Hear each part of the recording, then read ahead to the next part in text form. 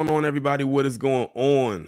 Welcome to the Torian Rain Reloaded channel on this very special edition of the Torian Rain Reloaded live stream on the Torian Rain Reloaded channel. It is Sunday, December 4th, 2022. I know usually I only go live once a week on Fridays, but this is a very, very, very important and special stream that is going to be hosted here tonight. I have a panel of individuals who are going to come up here and have some very important things to discuss with you about a very important case that has gone, in my opinion, severely underrated and definitely needs to be put out there for mass consumption, especially if you are in the Black community, particularly if you are FBA, because it is very important that this story gets out here and more people are aware of it. Some of you, just looking at the title, are probably familiar with what it is we're going to talk about.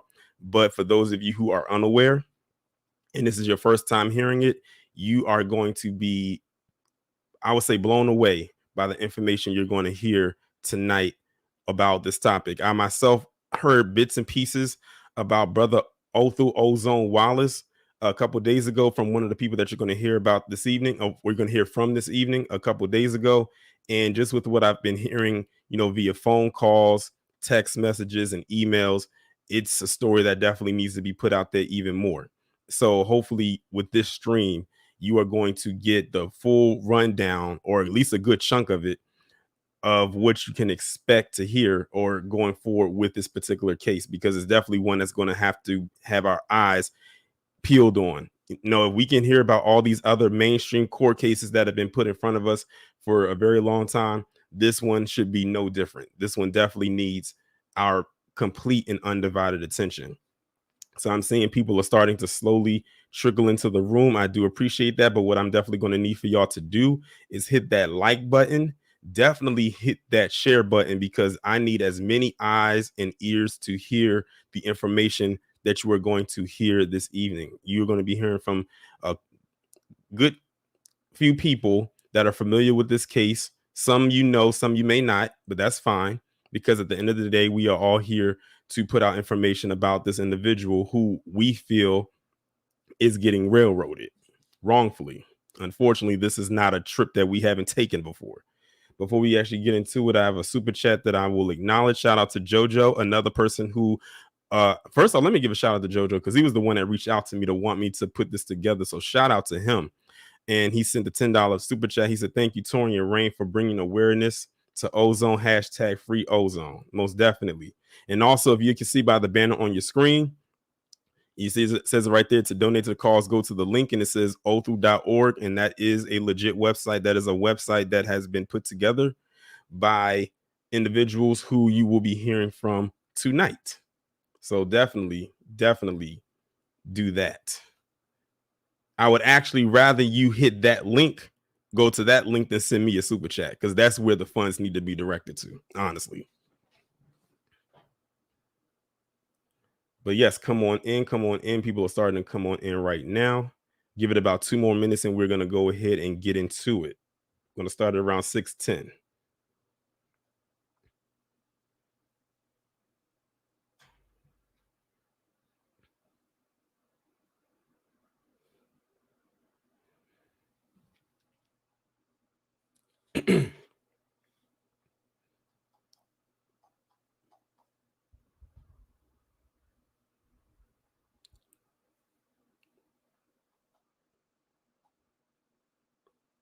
Cabochon said, "I forgot all about this." Thanks. That's why we here. That's why we doing it. Bringing awareness to a case that needs to be talked about more, especially with time just flying by so fast. We definitely need to keep this in the news, well, within our sphere, because we know the news ain't going to talk about it. You know how that goes. So definitely, after this stream, definitely keep the word going when it comes to this particular case, because it definitely needs to be talked about more than what it is. And with that being said, I'm gonna go ahead and get started and start bringing people up. I'm gonna do it one by one, just so we can get a feel for everyone who is coming in. That way, people doesn't feel like they're getting bombarded all at one time. Now, the first person that I will be bringing up, my platform is very familiar with this person, because I've had them on here plenty of times before. I've been on their platform several times before. you're subscribed to my channel, you're 9 times out of 10, you might be subscribed to his channel as well. And if you're not, you might want to go ahead and do that as soon as possible. So the first person that I will be bringing up this evening is none other than Afro Elite. What's going on? I can't hear you. Like your mic is muted.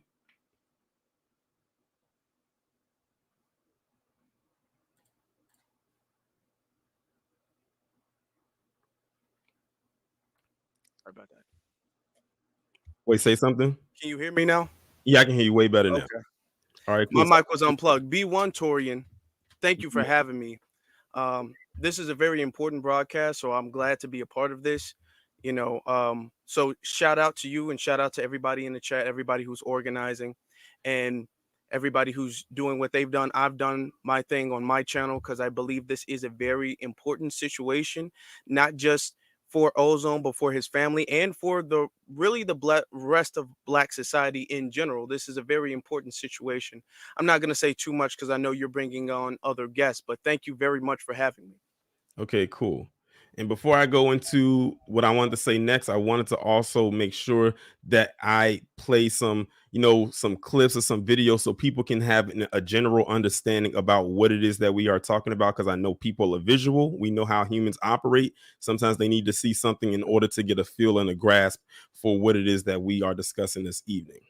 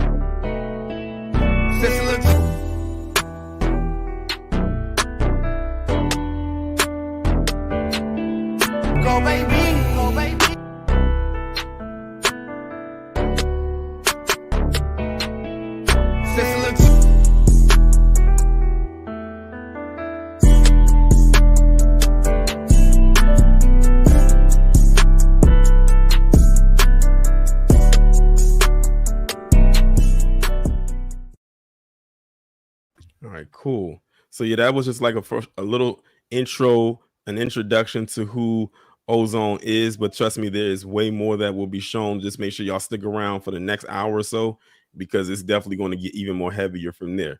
But before we go any further, Afro, I wanted to ask you something.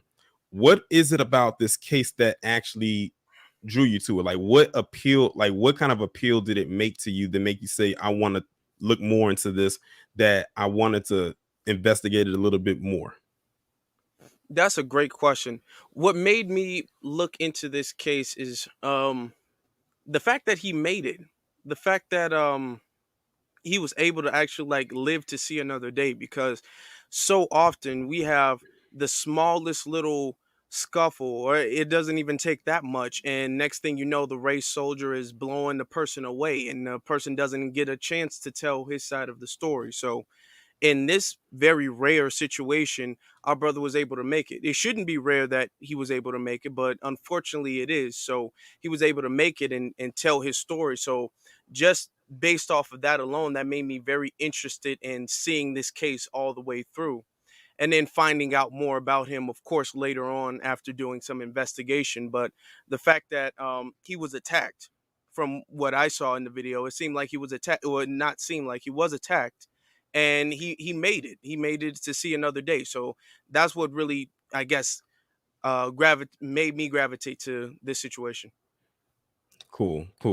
Yeah, and then, like I said earlier, this is definitely a case that everybody needs to have eyes and ears on for sure, especially when everything starts to hit the ground running, which will be very soon, but that'll be a topic we'll get to later on in the discussion. But someone else I wanted to bring up, like I told people in the chat, we got a pretty solid panel coming up this evening, but I wanted to bring them up one by one, have them give their piece on everything that they're about to talk about. Is another person who is a voice in the new up and coming voice in the new Black media. And what makes it even more interesting about this person is that they are from the area that I am from as well. Some of you may be familiar with her. We call her ZZ. and she's attached herself to this as well. So I'm curious to see what she has to say. So I'm about to bring her up right now. ZZ, what's going on? Hey, peace. We doing good. How are you? I'm good. I'm good. I'm sorry I couldn't come on camera. I was trying to tell what you call it earlier, JoJo. I'm still doing my hair, so I'm about to come up here halfway. I'm sorry. I couldn't. That's understandable. Hey, you're here. The people can hear you. That's all that matters. Besides, if people subscribe to your channel, they already know what you look like. So that's all that matters. But yeah, I'm gonna ask you some of the similar question that I asked Afro. With you being, I guess you can say, an up and coming broadcaster yourself, who has been talking about this case since since its inception, because you was in the video that just played. For those of you who don't know what ZZ looks like, if you watch the intro clip that I just played right after Afro first spoke, you saw her name right there. It says ZZ, but that is her. I would say, why do you think that it is important for our media outlets to bring the effort to pay the attorney fees? I'm sorry, let me rephrase that. Why do you think it is important for our media outlets to bring the people information about this case and the effort to pay the attorney fees at Othal.org? Um, well, because this case, and it's not even just about this case or Othal specifically. It's more so about the message we're sending as a group. We cannot have, or we shouldn't let situations like this just get swept under the rug, because these are dangerous. These are, stuff like this happens every day and it goes unrecorded, or gets unchecked. It gets swept under the rug and people don't talk about it. And so we have to take the opportunity, especially because at least we have some sort of evidence from the little bit of janky body footage we got, but at least from that we can see that the brother was unarmed. The brother was clearly not doing anything unbothered, and this was possibly like the peace brother Afro. I don't know if I actually how you doing, but I heard a little bit of what you were saying. It looks like an attack, so at least we have this. And so with that, we should at least rally around the fact that there's not enough evidence saying that he did what they're trying to kill him for. That's the most extreme consequence you can go to, so we should not have one of our brothers' life taken for something that they really have no hard evidence to prove, especially with some of the other underlying circumstances or nuances within the case. There's a lot of things with the officer and how things were played out, so it's a lot. So with that in mind, we definitely have to rally behind this. It's important for this brother to at least have his opportunity to fight in court, and he needs good lawyers to do that. So at the very least, as New Black Media, we can at least speak about the case. We can at least bring people on who know more than us, that can bring more attention to it and gather more support. Like, that is at the minimum what we can do. So it's very important. Absolutely. Almost definitely. That was an awesome response, very thorough response when it comes to a case such as this, especially when you're talking about the attorney fees and everything like that. Because when you hear attorney fees, it's like, that's a huge thing when it comes to cases such as these, especially the big high profile cases, or what leads on to being high profile cases. And we know that we as Black people, when it comes to that pot, it's very, I can say almost dry when it comes to that. And the fact that there's an organization that's been put together to rally behind this man to actually contribute to that, and it's by the people, that's probably one of the most on code things that you can do. But with that being said, I'm going to bring someone else up, and this person that I'm about to bring up right now is the reason why we are all here. Well, one of the reasons why we're all here. This is someone I was put into contact with, I believe, about a week ago. I think it was about last week. It's just crazy how time flies. This individual has been literally on this case since day one and has literally dedicated their time and, for the most part, their channel to putting out information when it comes to this whole situation that we are talking about this evening. So with that being said, I'm gonna bring up Brother Ken to the panel. What's going on, Brother Ken? Peace and blessings, Brother Torian. How you doing today? I'm doing great. How are you? I'm well. Thanks for asking. Peace and blessings, Afro Elite ZZ.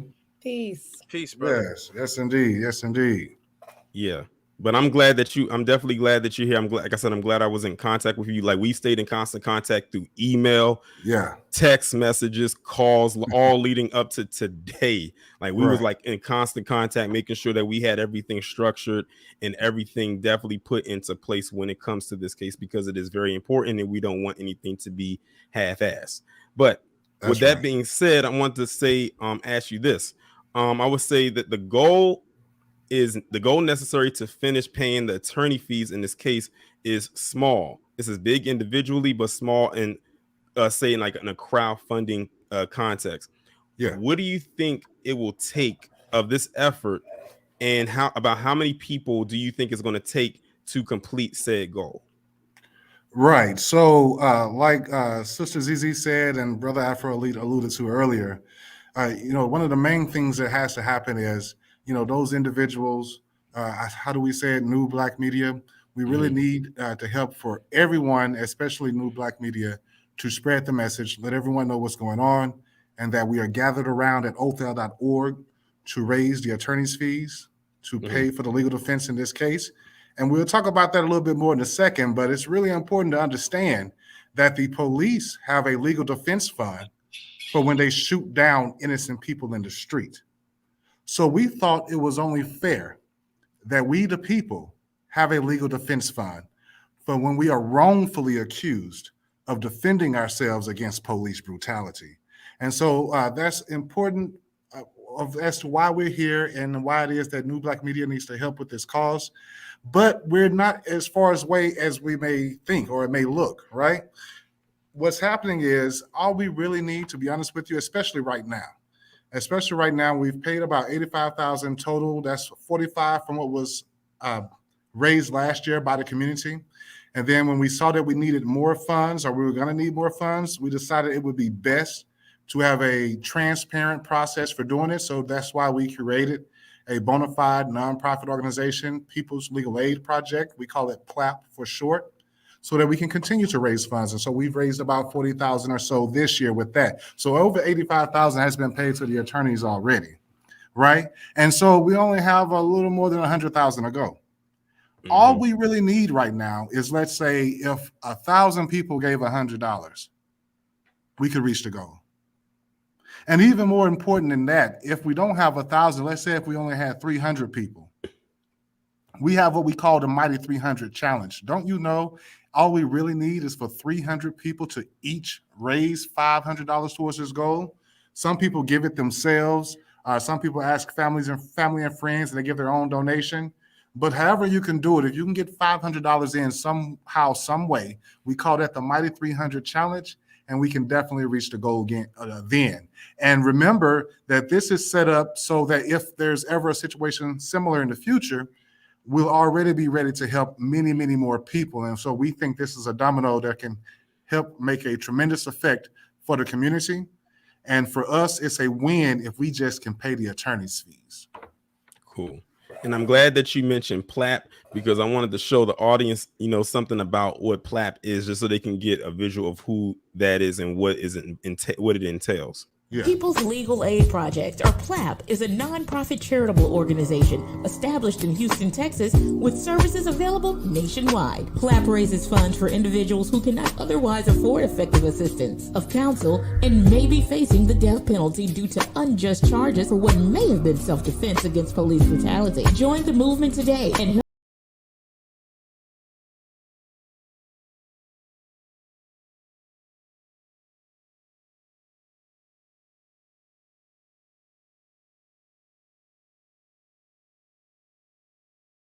And for those in the chat, like I said, the link to donate is right there on the banner. So please be sure to hit that link. I mean, I appreciate it if you want to hit the super chat for me, but like I said, tonight is not about me. So definitely hit the link. Make sure if you're sending any type of funds, any type to any direction, make sure it's to that website right there. With that being said, I'm going to bring up our final panelist for this evening. Now, this is an individual I just met about 10 minutes ago. I'm going to be honest. I just met her about 10 or 15 minutes ago, but I can already tell that she has a very good spirit about herself. I can tell that she's always, she's already hands-on with this as well. Yes. And she's a doctor. So I just want to make sure you get your titles right. So with that being said, I'm gonna bring up Dr. Deborah Jenkins to the panel. What's going on? Thank you so much for having me here, Torian, and Ken for always keeping me in the loop. And of course, shout out to JoJo for doing the same. Hi, brother Afro Elite and sister Zizi, who I believe we were all on a panel together earlier for the same reason. And I'm very happy to be back again and try to help you all get to the finish line. Absolutely. Cool. Peace, yes. All right, so I have a question for you, like I have a question for everybody else. I said you were strongly against the death penalty in this country. Given Ozone's attorney recent constitutional challenge to a few of the aggravating factors listed in the prosecution in this case, how important or can it be to begin a challenge to the death penalty in the death penalty case prior to any possible conviction? I think it's incredibly important. I think that it cannot be underestimated how severe charges that would include a request for someone to be charged with the death penalty it is. And so we can't take it lightly. They have gotten it wrong more times than not in this country. And there are a couple of cases now that, across the country that we need to keep an eye on. And there is an implicit bias when they being prosecutors, are suggesting even that the death penalty should be the charge for in a specific person's case, if they are a Black person, first of all. If it includes a law enforcement officer, those numbers increase exponentially against Black defendants. So we have to be, as a community, very attuned to what is happening to our people and not be willing to throw them away, which is why I'm so happy Ken is going this route of the new Black media, because we're not going to be able to get a whole lot of traction from Black faces in mainstream media. And so the challenge has to be done quickly and often in these cases that include the death penalty. Ultimately, we need to outlaw the death penalty in this country. That's an uphill battle, because there are many people, just like you and I, all of us here on this panel, who believe that the death penalty is okay, even if it means people like us, who look just like us, are those people who are receiving those types of sentences. And we've just got to do better as a community. One thing that I liked in what you just said was you mentioning how you came to the new Black media to discuss this, because a lot of people would try to push this story into a mainstream market, or as I like to call it, a lamestream market, knowing that they're not going to listen to them, or if they get a hold of it, they will twist it into a narrative that will go against what it is that we are trying to accomplish. And because they have more eyes watching them, because they're in a bigger market and have been for a long time, people are going to naturally gravitate towards that, even if the information is false. So I'm glad that you did. I'm glad that you decided to come to speak to us, and that we were the first people that you reached out to, because that's definitely how it should be. Now, before we go any further, I wanted to show the people the website in which is being used to send the funds to Brother Ozone. And Brother Ken, can you break down what people will find on the website? Right. Yeah. So first of all, if you see to the right here on the screen, that's going to be the donation tabulation for you. It shows you the total amount of donations we've raised since the inception of PLAP, People's Legal Aid Project.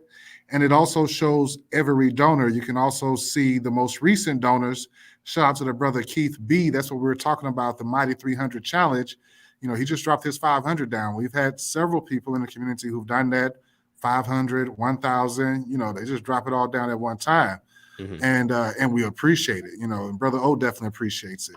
And if you click on donors, it will actually show you a list of all of the donors. And even if you scroll over their names, it'll show you what time those donations were made. And the purpose of that is to be completely transparent. One thing about it, man, we know this.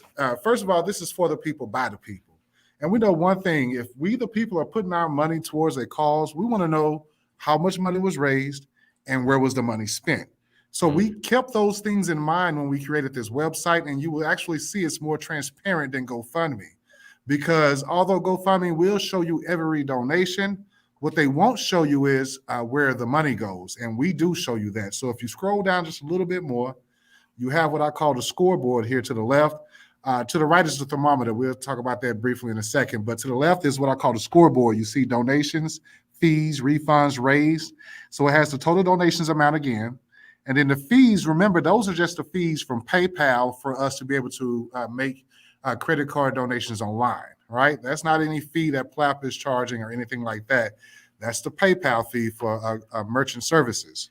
Now, in case there were any refunds, we'd have that. And then you see the total amount, which is the donations minus fees, is what's raised. Now, if you actually click raised, Toria, what it'll show you is what has actually been paid and what's currently available.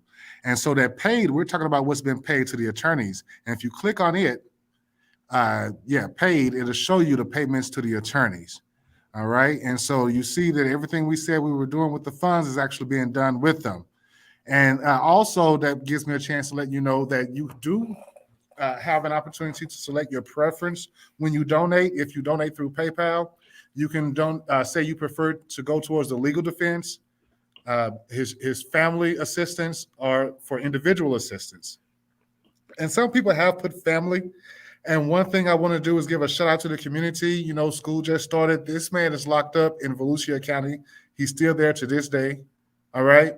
So he is unable to do for his children like he normally would. And when we tell you he is a family man, we really mean he's a family man. This man loves his children. I hope I'm not saying too much by saying that actually, the conversation between he and his daughter, I mean, it'll bring a grown man, you at least shed one tear, man. Right. The love that he has for his children and his children have for him is unbelievable. But he's locked up. They have him locked up. They're making him stay there before trial. So, shout out to the community. We were able to make a small donation for his baby girl to be able to get a uniform. She was starting, I believe, first grade this year. So, shout out to the community once again for that. But everything is right there. It shows you what's going on. And if you wanted to tabulate it yourself, you'll see that everything checks out. We think this is very important when it comes to us as a community, raising funds as a community. And hopefully, from this point forward, when we need to have community type crowdfunding events, we can be just as transparent, or people can follow this type of model. But yeah, there's no excuse. Everything is completely transparent. And the current goal right now is 160. If you click current goal, the thermometer, it shows you the next goal, which is just in case we continue. We want to look, if we raise more than what we need, we're going to help other people. That's what we're talking about. And so, if we had, $2 from everybody, we were talking about numbers earlier, right? $2 from 30 million people is $60 million for us to have a war chest to fight against injustice in the courtroom. And it wouldn't have taken that much from any individual person. And we would be just as transparent with any funds raised as we are right now. But all of this is on a completely volunteer basis. Everyone is volunteering, ZZ, Afro, everyone. I'm volunteering. No one is getting paid from this. And we want to make sure that we do the right thing as a community.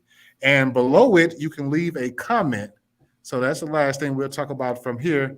And you see all the comments from all the wonderful people in your community who truly believe in truth, justice, and freedom, who walk it like they talk it, who put their money where their mouths are. And I'm going to tell you, Brother Torian, I'm not the type of person who's all about, money when it comes to us fighting against injustice. Mm-hmm. It's just that in a case like this, that's pretty much what you have to do to fight. You have to you have to get good attorneys. And good attorneys, they want to be paid, with money. So that's the only reason why we're even doing this. And so we ask that if everyone could participate, that would be greatly appreciated. Yeah, and this list goes on forever and ever. By the way, for people who are watching right now, it definitely goes on for a long time. But that's a good thing. Yeah, that's beautiful. But yeah, before I go on and play the next clip, let me just say that when I was listening to you speak about the breakdown of the website, and just sitting in my mind, I said this has got to be one of the most on-code things that Black people can do, is something structured like this, because it could have been so easy for you to simply go to GoFundMe. Yeah. That could have been a default thing to do, but you created a site that was structured sort of like GoFundMe, but you went above and beyond and did something extra. And then how you broke it down, because people are always going to want to know where their money is going. Because a lot of times you donate to something, people are not going to know where it's going. They'll tell you it's going one place, but then you it's never going for know. something completely different. And that's the one thing, when you're transparent with people, the trust is going to come in, and it's going to have people want to continue to help with your cause. And I like how when I clicked on the meter and it said the next goal was 440,000, and how you said what's the goal for that goal, and that's to help other people, and how this is just like the first stepping stone right here, but it doesn't end here. So it's just like, this is just the launch pad, but this can be for another, a Black person going forward. And before you know it, it's going to like really kind of blow up. It's like, wow, we don't need to go to GoFundMe. We can go here.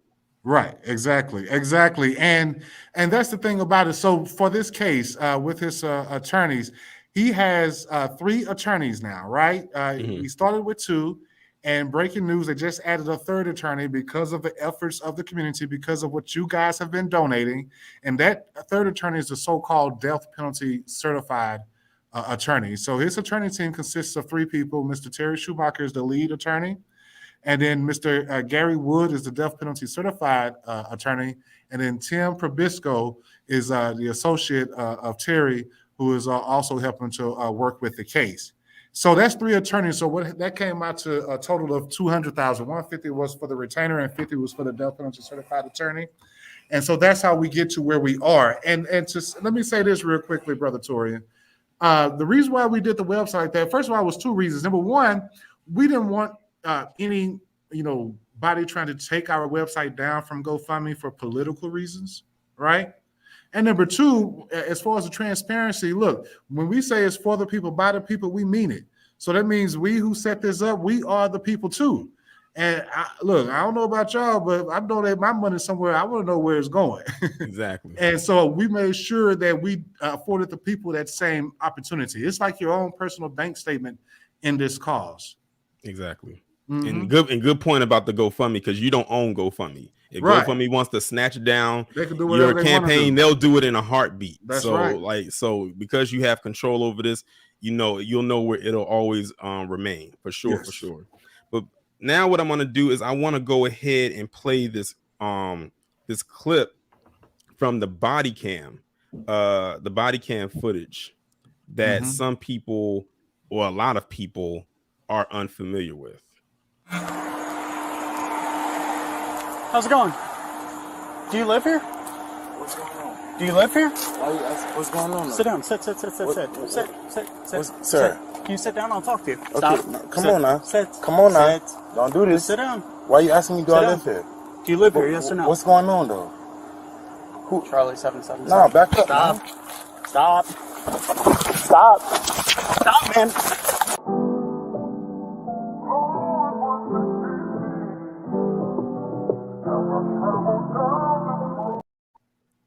Okay, so that was just a small clip from the body cam footage. So I'm gonna actually start with Afro on this one. Based on like what you just saw right there, Afro, what do you think led up to that? Because it almost seems like that cop was already came in with a hostility nature in him already, like he was prepared. But he tried to play it like he was trying to be calm and everything like that. And because one thing I always notice when it comes to us, like it's a common theme, they cannot wait to put their hands on us. Like they were ready, almost like they was prepared.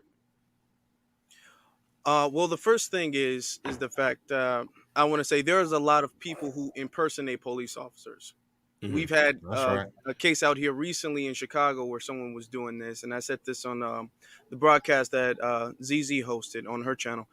You have people who impersonate police officers. So for someone to come up and not really even say anything, just kind of put their hands on you, and they might look like a police officer, there's no guarantee that that is a police officer. And if it was, that police officer, who is known to be overly aggressive, comes up without any explanation and he says things in a calming voice, but you can see on the body camera that he's walking up to him and he's kind of forcing him to sit down in his vehicle without any explanation as to why he's stopping him, what he's talking about, his lights isn't on or anything like that. So instantly I would think that this clearly is the beginning of an attack. This is clearly what this was, the beginning of an attack. You really had no reason. There's no justification. He didn't have any warrants out for him. He didn't fit the description of anybody Wow. in the neighborhood who was looking for him. So there was no justification to stop a man leaving a parked vehicle. He didn't even pull him over. He just pulled up and walked up on him. So Yeah. with all of those things considered, any human being would automatically go into self-defense mode, because that's just human beings have a fight or flight response. Yeah. And Ozone couldn't run away. He was cornered in his car. So normally you would have to defend yourself in that type of situation.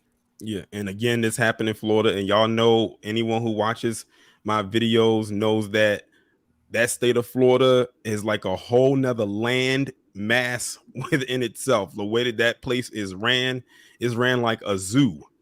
And it's crazy how everything just kind of operates down there. You know, they have the quote unquote stand your ground law, but I can't remember the last time that really worked in the favor of Black people. It probably came close, or there was some kind of stipulation that happened there. But when it comes to us overwhelmingly as a collective, they always have to find a way to kind of pick apart that particular law wherever the stand your ground law happens to be at. Zizi, I'm going to ask you the same question. What was your initial response when you saw what this cop was doing to Ozone? Well, it was a bit heartfelt, should I say, because I got brothers and nephews and my father, and it's a lot of Black men in my life, should I say. So when I seen that, it was definitely like this was something that seemed so ordinary. Like the brother was just sitting in his car. You know how many times my brother sit outside and sit in the car. Like this can happen to anybody. So it's like it was very alarming to see that escalate that quickly. And go from literally nowhere. It was like a five what was it, 15 seconds before it got there, before it got to the climax of the video. So it's like, how can you not look at this video and feel something for this brother in his case, because it's no way. I mean, just like Afro said, he summed it up pretty well.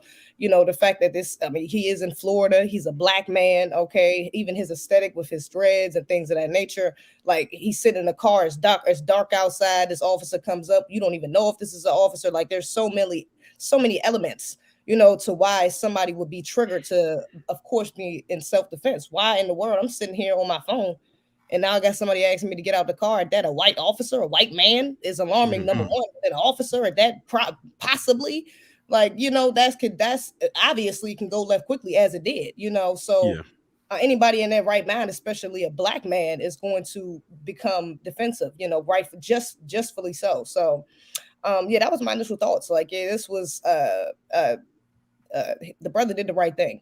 This was, fight, flight, or freeze. And the brother did what his instincts told him to do, and that made him survive and got him here to this day. So, that's where I'm at with it. It's a blessing. And one thing I've also noticed too is that whenever it comes to law enforcement interactions with Black people, especially if it's a white officer, they know, because of the state that Black people are in America when it comes to police brutality, they know to always find a way to try us in multiple tactics. They can do the calming one or the aggressive one, or maybe a combination of the two, because they know that the laws in this establishment was built to give them so much protection, especially when they have a lot of immunity from law. So that's why they know that they do these things, because they have the whole the blue and all types of stuff like that that's protecting them. And in Florida, that goes without saying. I mean, look at who the governor is. That's enough said right there. But so they know exactly how to do it, and it's almost like a fear tactic, like trying to instill fear into a person. As a matter of fact, me and Ken were talking when we first talked. We had brought up Troy Davis, who back in the 80s had gotten into a similar situation, and they said that he had killed I believe it was a security guard or something like that, but it turned out he really didn't do it. And in 2011, he got the lethal cocktail, even though evidence came back and said that he wasn't the one that did it. That's why I have a disdain. If for people out there that don't know, that's why I have a disdain towards Clarence Thomas right now, because he and Anthony Scalia, who is now taking the eternal dirt nap, were the deciding factors of whether to let Troy Davis free or to give him the death penalty or the injection. And those were the two deciding factors, because everyone else in the Supreme Court had said, voted against it. They were the two deciding factors. So that's why when Anthony Scalia died, I threw a parade in my head. And when Clarence, well, I'm gonna just leave it right there. But that's pretty much where it is right there. But Dr. Jenkins, I want to know from you as well, like, what was your take, especially with you being a doctor, so you can read body language very well. How do you think, how do you think Ozone responded to that? Because he looked like, I don't know, like his body language was like why are you approaching me? Because what it is, like I said, going back to the fear tactic, they always expect black people to either clam up in a way, act aggressive in a way, just so they can have a reason to say, oh, this person was resisting. And I think that's what that cop was looking for. Absolutely. Let me just qualify for your audience that I'm not a medical doctor. I'm a social scientist. So I absolutely do read body language, and I watch much more than I speak. And so when JoJo first approached me and showed me this, because I was unaware, I'm up here in New York, so I was unaware of Othal's situation until JoJo approached me, and I saw the video, and I calculated what I saw, and what I saw was a black man who, as you said, is in Florida, where the laws are just cuckoo compared to the rest of the country. And the rest of the country is not far behind Florida, right? A black man approached and asked, "Is this your house? Wow. Do you live here?" You know, why is it that a black man always has to qualify where his steps go? You know, we're like the only ones. And when I say we, I mean brothers. You're the only ones who are asked where you live when you are in your own driveway or wherever you may be. It is as if you don't have the right to be there. And so that was my initial take on it. Why is he so close to him, asking him this without even responding to his question as to why he's being questioned? I think that for people who would see this and say, well, he should have just complied, that happens far too often with black men. And I'm not even talking about sisters. I'm talking about black men. It happens far too often that you all are really just told to comply. And this has been a part of our existence here in the United States since at least 1619. And we have got to actually pull together as one and say enough is enough. Stand behind the brothers. And this is not to say that everyone who's ever accused is innocent of the charges that, to which they have been accused. But at least if we as a community can demand that you all are treated equally to other suspects and defendants, we can demand so much more in terms of how we are seen. So when I saw the video, I'm like, no. And the cops, I don't care. Sometimes they're white, they're black cops. They don't think black men have a right to question them. That is the kind of body language I read. I have been studying inherent biases within law enforcement, and that is one of the big things. And they rarely will tell you this. This never makes it to the news. They don't think you have a right to question them. And so I say for him and everybody else, any other black person, especially black men who will question cops, you already know that is a risk to do that. But I am glad, like you said also earlier, Brother Afro Elite, that he's still here, that he lived to tell the story, that he is here to have a defense. And so that was my take on that. Most definitely, especially that part when you're talking about us questioning, what they're doing and whatnot. That's why I always say on my channel, they are not far removed from their ancestors, because that's what their ancestors used to do. Like how dare you question me? And usually when it became to black men, they refer to him as a boy, because they, in their eyes, did not see them on an equal, not only just financially equally, because clearly there was no equality there, but even as manhood. If you was like a 60-year-old black man and you could get talked down to by a 20-year-old white male like you was a child. Like they will call you a boy, even though you've had lived longer as a man than they have. That's just how they saw you. And quiet as it's kept, they still see you that way today. But I want to go and play another clip because with this particular case, there were some witnesses. So there were some people out there that had some things to say about this as well. He always fucking with everybody over here, bro. Okay, so he called himself patrollers. Being back there, what the fuck was he doing back there? Do he just, is that somewhere that that would just normally ride? He always pause and get out and try to catch people doing anything. Over here in the black neighborhood, though. That's the whole thing about it, bro. Right, man. All right, that's what's up, man. So Raina is really known for just harassing people in this area, just terrorizing. Yes, and do a lot of illegal stops and searches and harassing of people. Right. All right. So what y'all just heard was some audio from some people who are witnesses after the fact. Well, now what I'm glad is that the person who was recording this did not put their faces in the camera. I'm glad they didn't do that. So all you heard was their voices, and that's all we needed to see. And I understand why he did that. But what you heard was people talking about the person who harassed Ozone and saying that this guy has a history of doing that. This is not his first ride at the rodeo, and he commonly frequents that same area because it's a majority black area. That also goes back to the thing of why do they always place white cops into areas to police where there's mainly black people at, and then people, like, when they question it, they're asking you, how dare you eat? Again, going back to what the doctor was saying, why are you questioning what we're doing? Right. And that's something I think we as black people have seen so many times over and over again, because I believe whenever black people can police their own areas, it's going to be good. It's going to be structured. You have a good rapport with the person. I always think people who police an area needs to live in that area. I agree. Like if you live somewhere else, why are you coming all the way to another location where you're just there for a couple hours a day, and not even every day, because you may not be there every day. You may be there twice a week. We need people who live in the area with you, who you can trust, because not necessarily you can trust everybody, but someone that you can trust that lives in the area, that knows the area, knows the ins and outs, knows the neighbors, the people, like pretty much knows all the people on the block. That's who needs to be working in that area, not someone you just pluck from another precinct in the next county over to come to the next county over to do what it is that this cop is doing. And that's what the residents were saying, that this guy always is harassing people over here, not just Ozone, but it's just that on that particular day, Ozone was like, that was his, I guess you can say that was the person he really wanted to go after the most. And so it makes you wonder, who else did he go after, and would they be willing to speak up about their experiences dealing with this cop? I think I saw Jojo write in the chat that this cop was pretty tall.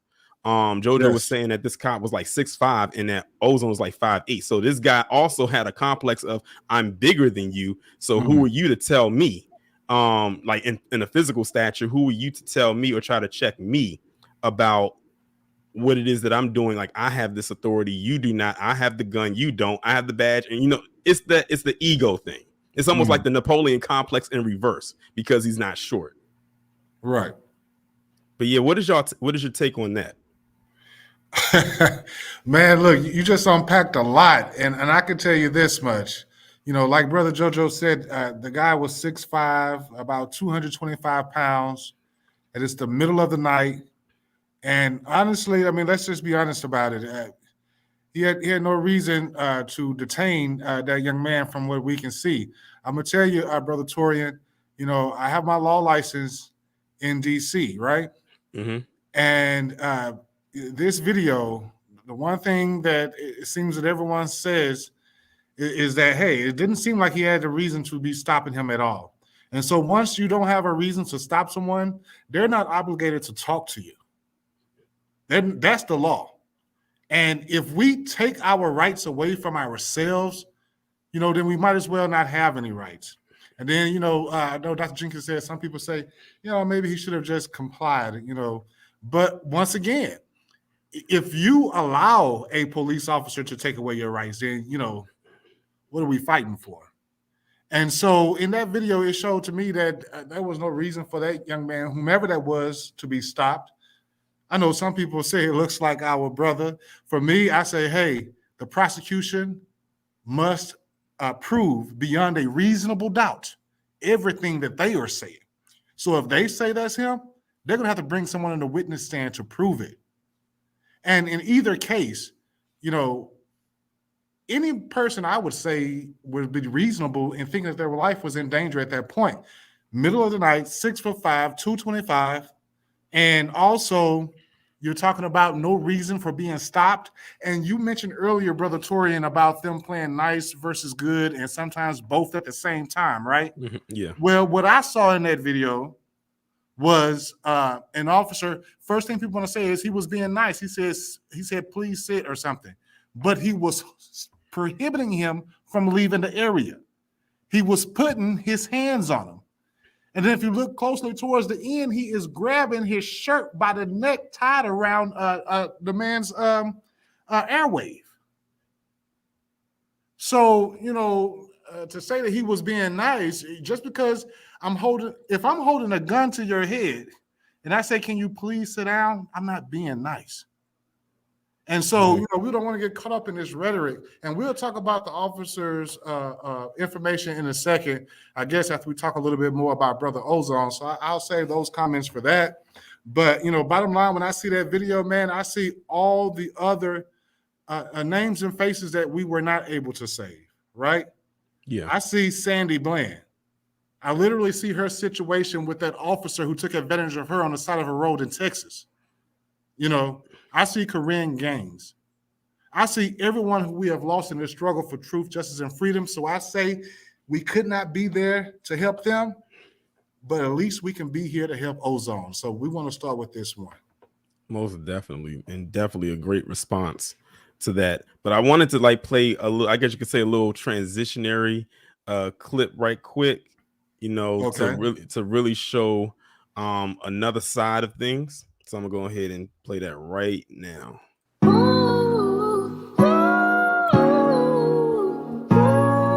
would like to schedule the trial date for Monday, jury selection beginning on Monday, April the 3rd.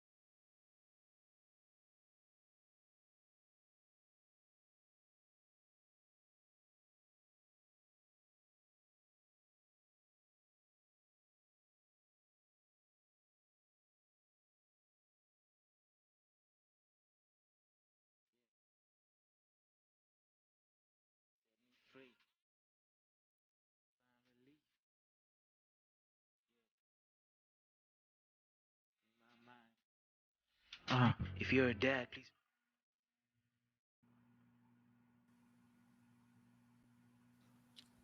I don't know about y'all, but that clip right there sends chills. Yeah. It shows so much. Yeah. Well, it shows so much in such a short amount of time.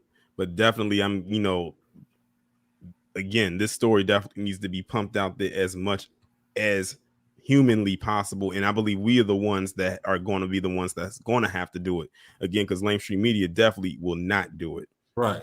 Excuse me. So I actually have another question for the panel. Mm-hmm. why would you say that it's important for the community to support this effort? I mean, we've been up here for almost an hour, but why would you say that is definitely great for the community to get behind the effort that it is that we're doing right now? Well, I can go first on that one. Okay. I will say it's important because this sets the precedent going forward. It sets a good example moving forward. You know, with every victory fuels the next victory.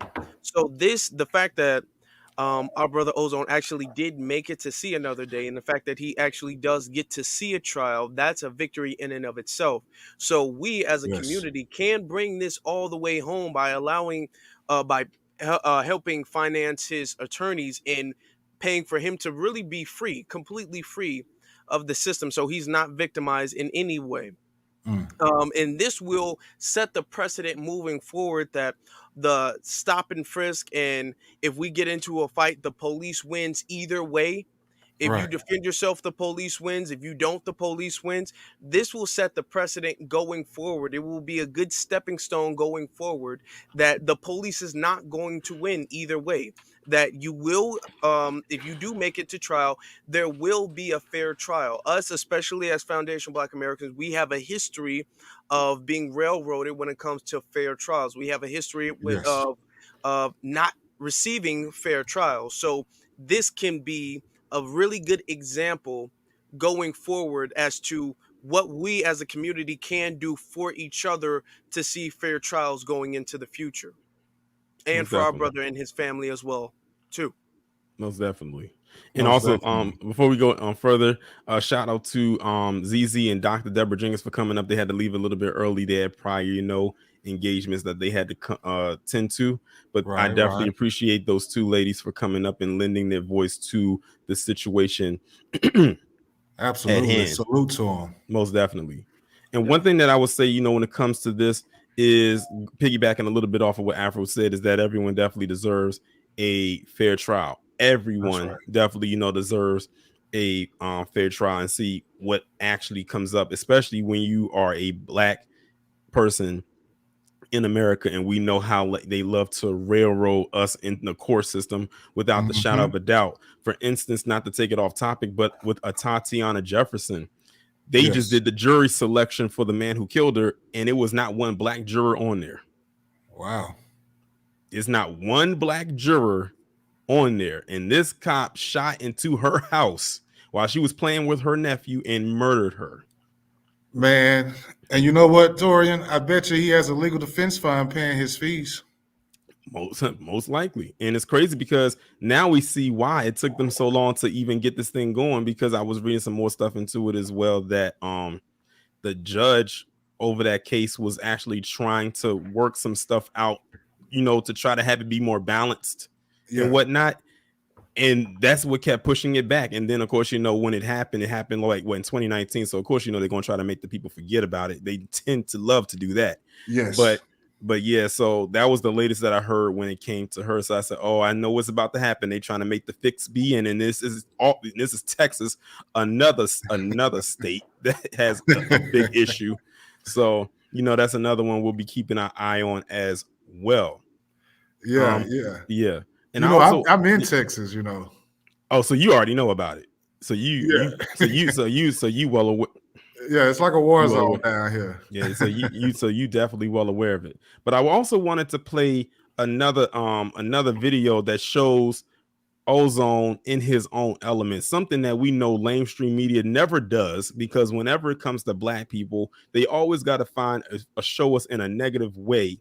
Right. Even when there is a good side to us, or even showing us in a place where we find, I guess you can say, peace and tranquility in what it is that we love to do. Othal Wallace is a true motorcycle enthusiast, the kind of enthusiast who is anxious to return to riding even after a life-threatening accident. Othal was just out for a ride, passing through the land on his way to say hi to his aunt, when a truck that was stopped at an intersection made a last-minute left-hand turn. Othal figures he was doing about 40 miles an hour when he slammed into the truck broadside. My helmet came off. I ended up flying on the ground. Parts of my bike was over here, there, and I was like 10, 15 feet away from where the initial impact happened. When he came to Central Florida Regional Hospital, we noticed that he did not have significant injuries to his head. Othal was wearing a full regalia, leathers, along with his helmet at the time. They did bring his helmet here, but I believe his helmet flew off after his impact to the ground. And so I believe that that's what saved his brain. Othal had massive internal injuries. His spleen was injured, his stomach burst like a water balloon, and his liver was so severely damaged that Dr. Evans had to leave his abdomen open and put Othal in a medically induced coma. Coming out and telling a family member that their son, their loved one, Othal, is critically injured and we don't know what's going to happen in the next few days is very hard. After 3 weeks in ICU, Othal woke up. How do you really, honestly and genuinely say thank you to somebody? Because I wouldn't be able to continue my life and dreams and things that I ever wanted to do without them being who they is and doing what they did to me. So I couldn't thank them enough. Othal gets some of the credit. He was strong and healthy to begin with, and he worked extremely hard at recovery. I walked and walked and walked and walked and walked a lot in rehab. Eventually, he walked right out of the hospital and got back on his bike. A year after being admitted as one of Central Florida Regional Hospital's very first trauma patients, Othal stood with other survivors, fully recovered. The last time I saw Othal, I was so proud. My heart filled with joy, not just because of seeing him, but I saw him and his daughter. And the emotional connection that was there. I mean, he loves her. It was so clear, and she was just so happy.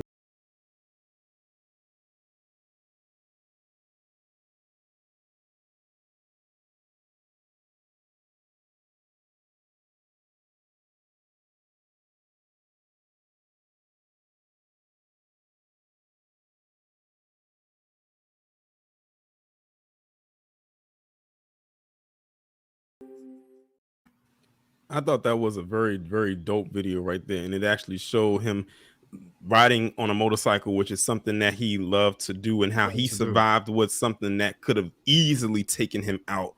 I noticed in the video that they, it was blurred out of the imagery, which I'm glad, because it's like that would have been too traumatic to show the whole thing. And like like someone said in the chat, because I was looking at the chat, they said he had the will to survive that.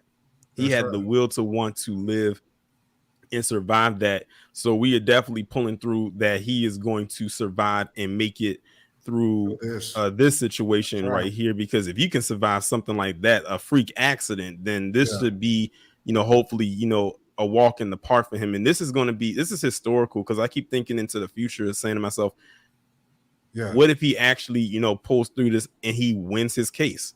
This is going to set a precedent. And I think a lot of times that's why, when it comes to the system, why they don't want a lot of Black people to be able to have a successful trial where they're found not guilty, because they know the precedents that it sets. It's always a thing of, oh, you're always going to be guilty. We have to make you the bad person. We have to make you the bad guy. That's why many of them can't get over OJ right now, because they feel with that he was the bad guy regardless, because look at the optics of it all. And then look at who helped, get him that not guilty verdict. So that's why many of them still hold on to that, and it's still a grudge there for a good chunk of America, at least those who were there back then. And they don't like that to happen at all or often. Or look at those boys, well, not boys, but those young men in Akron, Ohio, who got into it with that white boy who decided it was a good idea to shoot those gel caps, or those gel cap, whatever that thing was called, at them while they was playing basketball, and how they, pretty much beat him until he was pretty much unalived. I'll put it like that. And how the judge literally has lowered their charges from like first degree down to lower, like misdemeanor type or manslaughter like charges, and how they got upset about that, even though he was the one that initiated the entire thing. See, that's a common theme, Tori, and that's another reason why we're here. You saying that, it reminds me of everything that's going on. It reminds me of what's going on today and what went on yesterday, because what went on yesterday is the same thing that we're seeing today. We had the slave codes. In those slave codes, don't you know, two things that stand out? Number one, in the slave codes, it said that a person could not be tried for first-degree murder of a so-called slave. And that's what we see playing out today. Like you just said, in that particular case of those boys in Akron, they got the charges all the way down to a misdemeanor. In the case of Derek Chauvin, they said we can't possibly charge him with first degree. And then this code also stated that a so-called Negro, neither freed nor enslaved, was allowed to defend themselves against brutality. And so now we have a case like this, or a case like many others, that may hinge upon self-defense. And that's another thing people are saying. We have to send that message that we are here, we're watching, and we want to see justice done. Exactly. Most definitely. What is your take on that, Afro? I fully agree with what both of you two are saying. This is definitely something that we, as our brother Kim was saying, we have a notorious history of us not getting a fair trial, of us being railroaded. And as you were saying, Brother Torian, this is exactly what happens with this is pretty much I'm white and I say so. And basically. they've been able to get away with that same way they did with OJ. I'm white and I say so. And every time that doesn't work, because there has been multiple cases in history, in American history, where I'm white and I say so, and we said, no, that's not going to work this time. And they are very salty about it. They get very bitter about it every single time. Just like with OJ, just like with Bill Cosby. Every single time they say, okay, well, we're going to lock him up because that's what we want to do. And when we say, no, that's not going to work, even recently with Kyrie Irving, the I'm white and I say so, and we say, no, that's not going to work this time. It sets the precedent going forward of what you guys say that isn't the law. Is not what we want to be the law is the law. No, the law is going to be fair. If you're going to treat them this way, you're going to treat us this way, and we're not going to tolerate anything less. And this is what resistance is about, because we are under oppression. But the thing is that too many of us have acquiesced to it, and that's what they need in order to keep the system going. So when enough of us actually resist and say, if you don't treat us fair, we are going to show you resistance. We are not going to tolerate being mistreated. We are not going to tolerate being second-class citizens in a country that we built. Yes. And with that going forward, we can bring about change. So when we get Ozone, I'm projecting it. When we get Ozone free, then it will set a precedent going forward of resistance, of the defeat of I'm white and I say so. Exactly. Before we go any further, we have another guest in the background. Now, this is the person that reached out to me to actually set this up. They reached out to me about maybe 2.5 weeks ago, saying that asking did I know much about the case, and I was saying, like, in so many words, not that much. I heard bits and pieces of it. They said, okay, because we're really going out to the new black media to really put this out there, because again, like we said earlier, mainstream media ain't gonna touch this with a 10-foot pole unless they get the results that they want from this. And we don't want to give them the satisfaction. So I'm gonna bring up brother Jojo to the panel. What's going on with you? Peace, man. Peace, family. Peace, Joe. How y'all doing, man? Doing I good. just wanted to say thank you, Torian, for what you're doing. Real talk. When I met you at the rally, bro, I was like, here I go, this is what I'm here for, and it was good to, rub shoulders with you, man, and talk to you, because I told you, I said, man, I'm gonna reach out to you now. And I sure did, man. It was good to run into Afro Elite, finally put a face. Well, he finally put a face to my voice, and because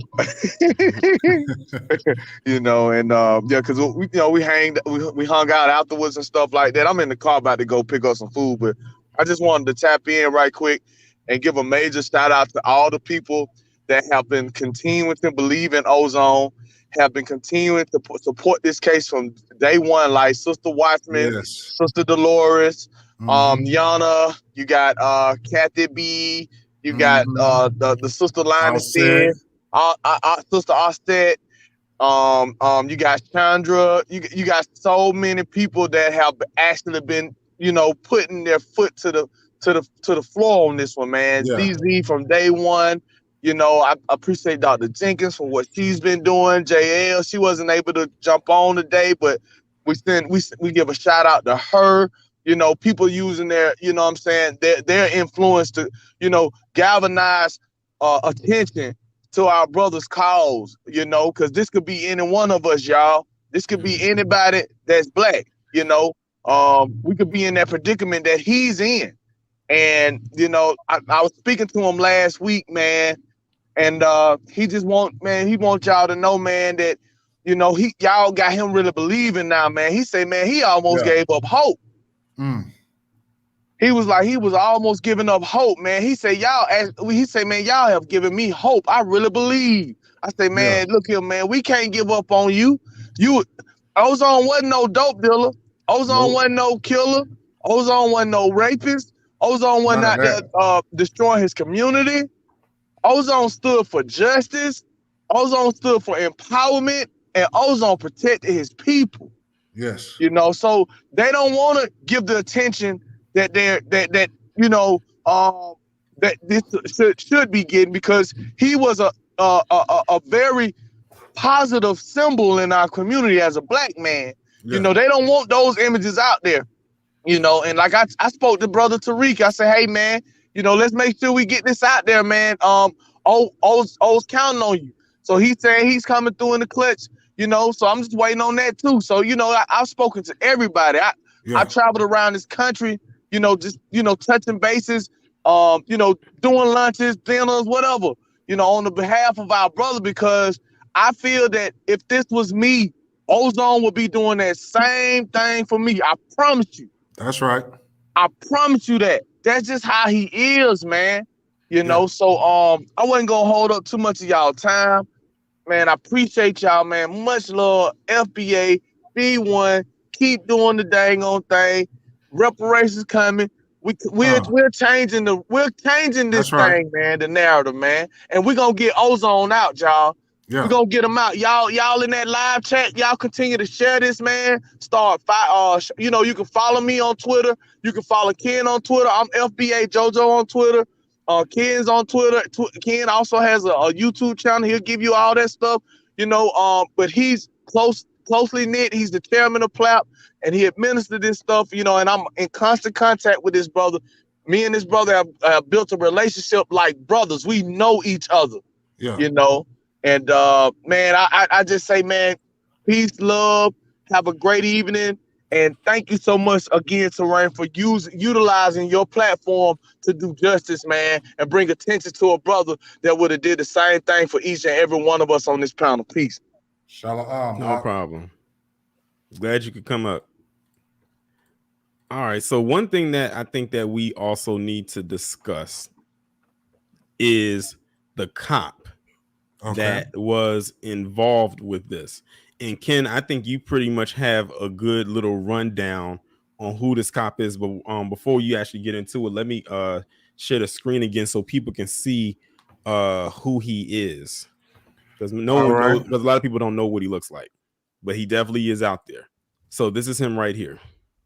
Ew. He said ew. Hey, I'm right there with you. But go ahead, Ken. You can tell the people who this guy is. Yeah, definitely. I don't, mean any disrespect to this young man either, right? But we were able to do a FOIA request once this incident occurred, and we were able to receive the personnel files for this particular officer. As I stated earlier, he'd only been on the force for a few short years. He first started with Orange County, but it looks like his preferred destination would have been Daytona Beach, and that's where he were when this incident occurred. Now, what was interesting to me is that prior to being a police officer, he was a dishwasher and then a cook. Now, I don't have any problems with people being dishwashers and cooks, but I do think that there needs to be a little bit more education involved before a person can jump from being a dishwasher or a cook to having the right or authority to make life or death decisions on my streets. That's an interesting transition. That's a very interesting transition, especially when you consider the fact that what he wrote on his paper for Daytona when they asked him his purpose for being an officer. again, we have this footage on my channel. Like Brother Jojo said, YouTube channel Y2 Kenyon, letter Y, number 2, KENYON. And we try to give you all the breaking news updates on the case. And in one of those lives, what we saw was that it appeared that he put his purpose was to get money. I don't think that's a good reason to be a police officer. I'm just crazy as it sounds. At least he was being honest, because a lot of them will sit up there and lie and say to to do something else in order to get the job. Exactly. So at least I'll give him that. At least he was being honest. All right. So check this out. We were able to look up some more information, and he was written up and reprimanded a couple of times. So the first incident I want to bring up is the incident where he crashed his squad car.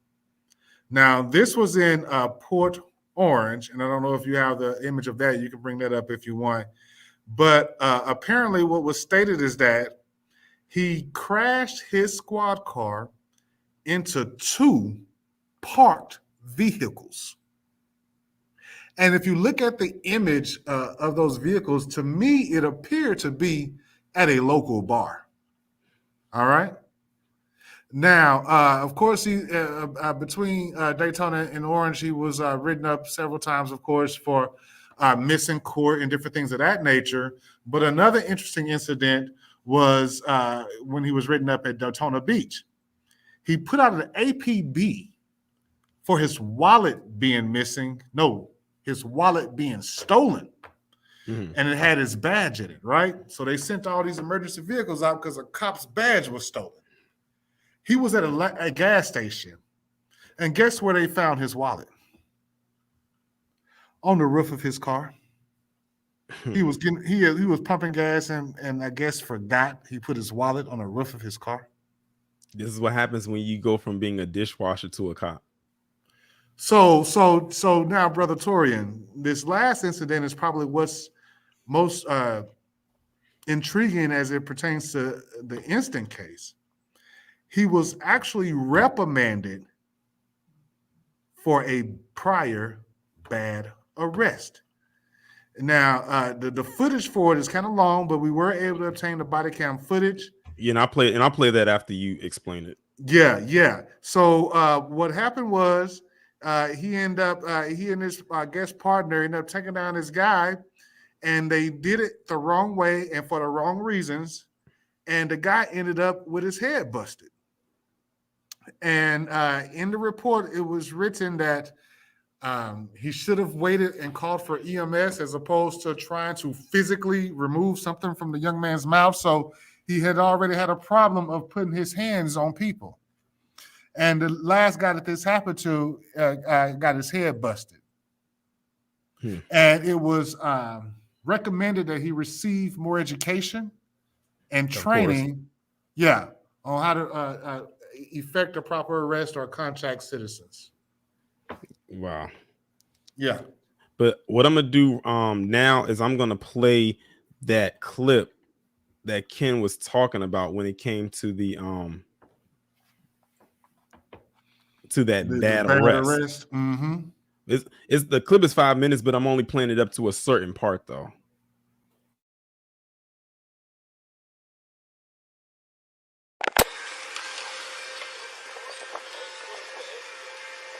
Why are you getting out of the car?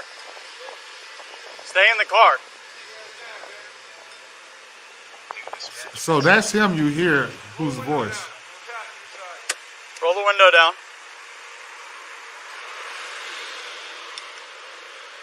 I didn't know you were pulling me over. I just dropped my friend off. He lived here. Okay, why'd you stop in the middle of the street? I moved over. I thought this was okay. to go into your house?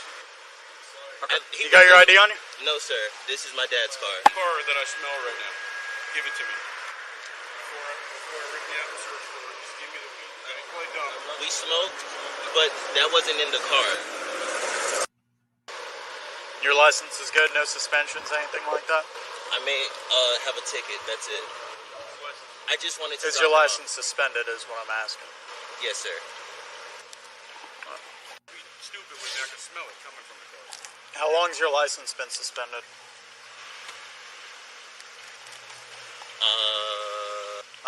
Here's what I'm going to have you do. I'm going to have you shut the vehicle off. Hand me the key. Don't get on the phone yet. Let me do what I got to do. Okay. All right? Just stay off the phone. All right? All right, give me 2 seconds.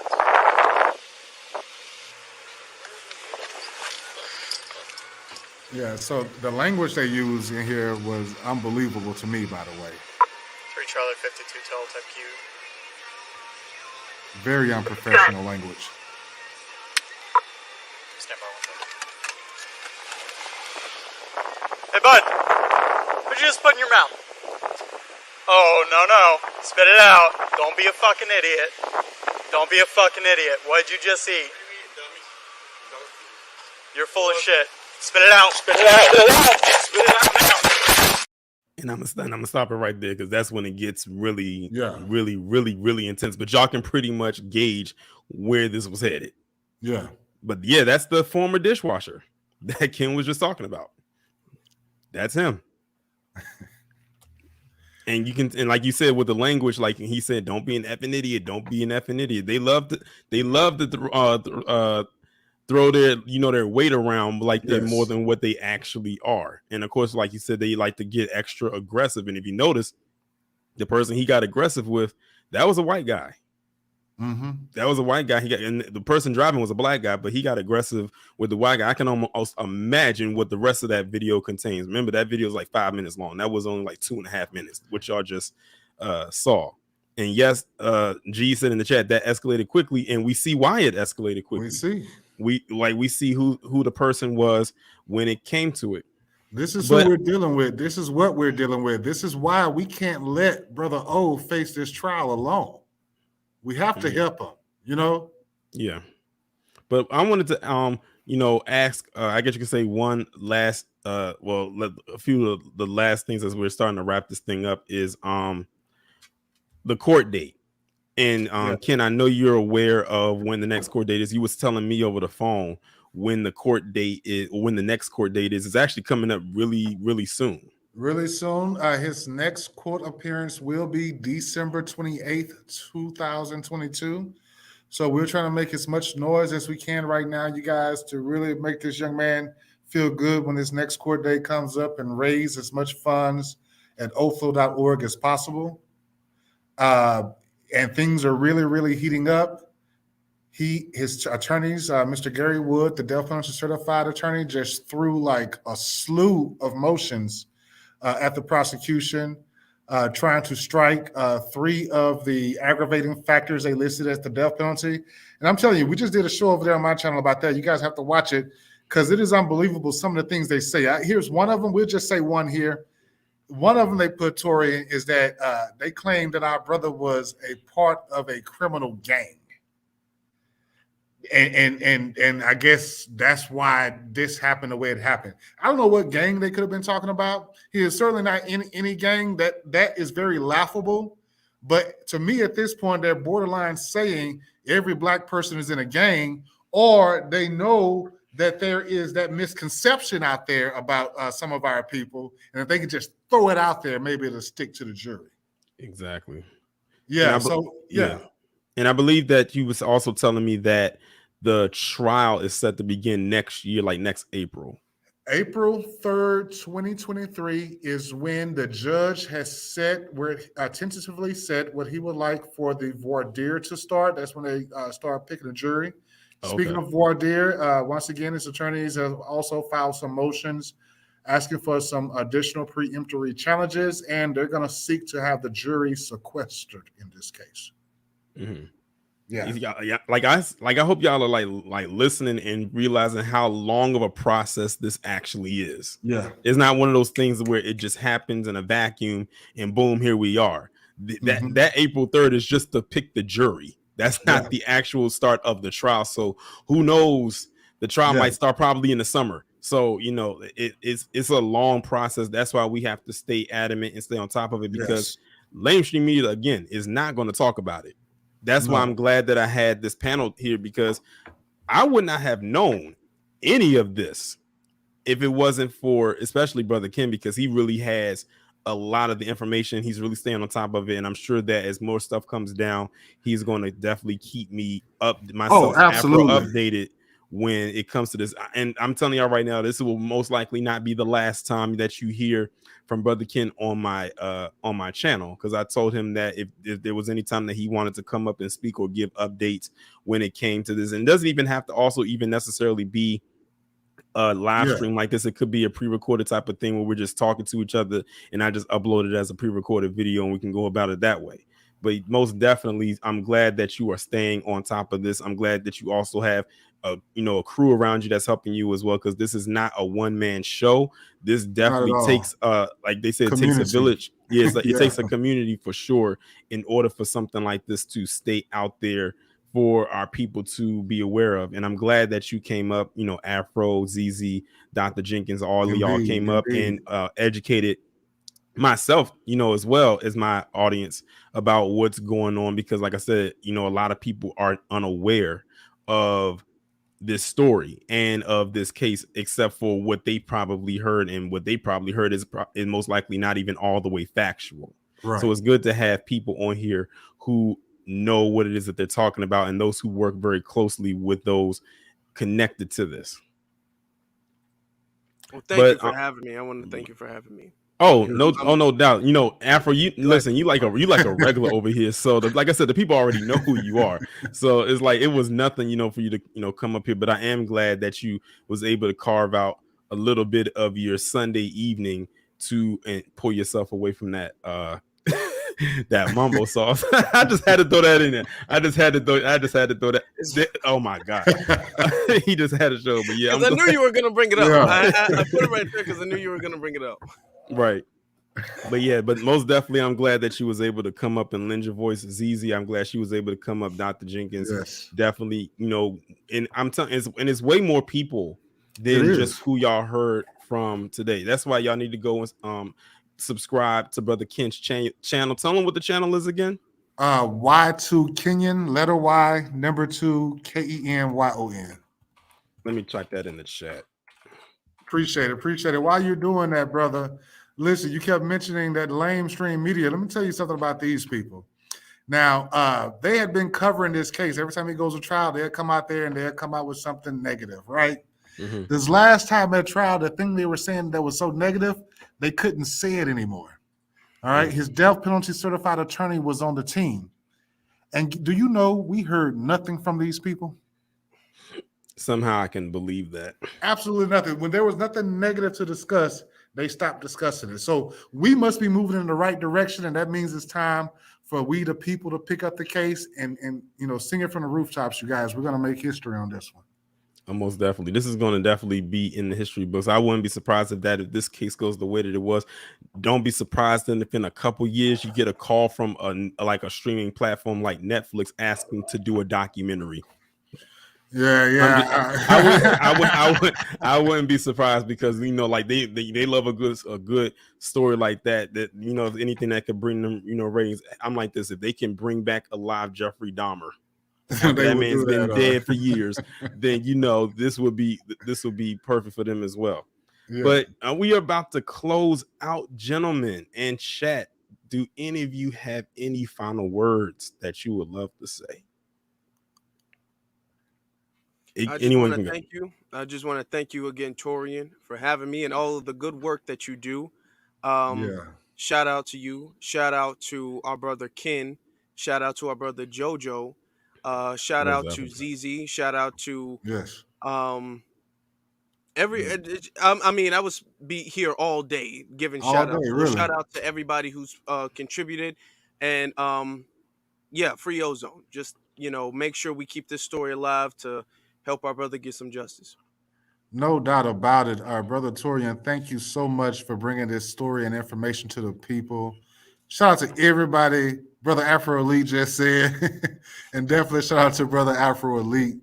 And shout out to your chat, man, your audience, and certainly everybody who has donated and will donate at othal.org. We salute you. All right. Yeah. Yes, and the link is right there.